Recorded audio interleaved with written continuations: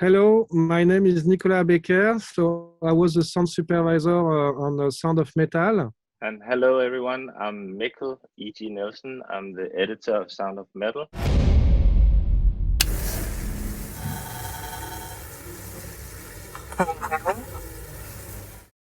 Hello, Katie Reif from the AV Club here. I'm here with Nicolas Becker, the sound supervisor from Sound of Metal, and Mikkel Nielsen, the editor of the film. So this scene comes along later in the film and brings in the cochlear implant, which we were discussing earlier, which added a new dimension to the sound of the film. Okay. I mean, first of all, we tried to build the tension up to the moment of him getting the implants. And the first thing he says when he meets Joe, you know about the implant, that he's just going to get them. And it's not so difficult. I just need the money for these things. So you somehow, and he's also just been thrown out by Joe. So it's a very emotional state of mind where Ruben is. So you definitely really hope that this is the right thing for him to do. Yeah. So the fact that this happens.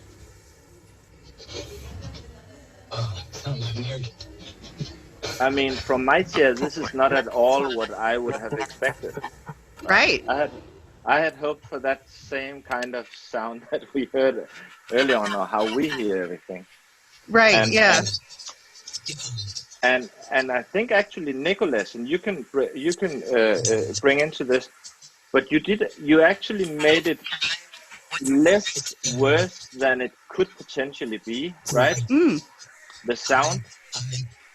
Yeah, the fact that's the fact that in fact I use what I did, like I call that like a Frankenstein effect. You know, I actually use another technology than the usual one to actually separate like everything which is tonal, everything which is like noise, and everything which is like attack. And I destroy in a way the sound, and I reconstruct it after. But so it's, but nothing is working well together, you know. So it's a bit like Frankenstein, you know, like you've got everything, but it's not working, you know. So it's not like if it was a robotic effect, or you know, it's something in a way naturalistic, but it sounds like something you have never heard before, you know. So it's in the same way it's natural, you know, and in the same way it's super weird, it's uncanny.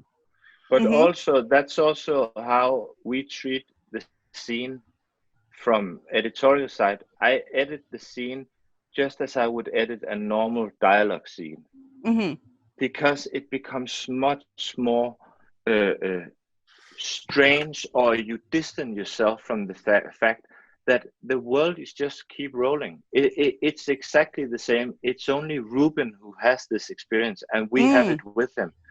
But she's just talking about, you know, you have to experience this. You just have to give it a little bit of time, and you just see the scary part of his face just cracking. It's just like, can be true. Can you do some things with this? Can do this with this? But it's just normal. We could also just have stayed on him, and it would be less. But just by saying, hey, the world keeps moving, and this is how we tell a dialogue scene, but you as an audience have an experience with your main character just the same way, but it just sounds so strange compared to how it normally would be. And it becomes so emotional when you then just stay on him up to the point when you cut to the plane flying in the air, and you find out that you land in Europe. What I want to add also, it's working also very well because Riz Ahmed deliver an exceptional performance. Yeah. I mean, like all the film, it's for us. It's also much easier because he's amazing. You know. So he's really you can really believe, you know, how he's moving his eyes, how he's reacting, how he's both, you know. So it's, of course, for us, it's much more easier, you know. We don't have to force anything, you know.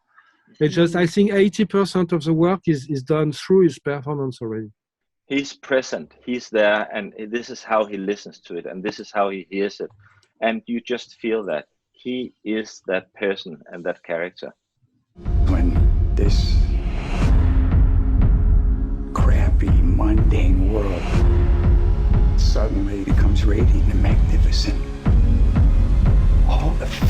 It's gone.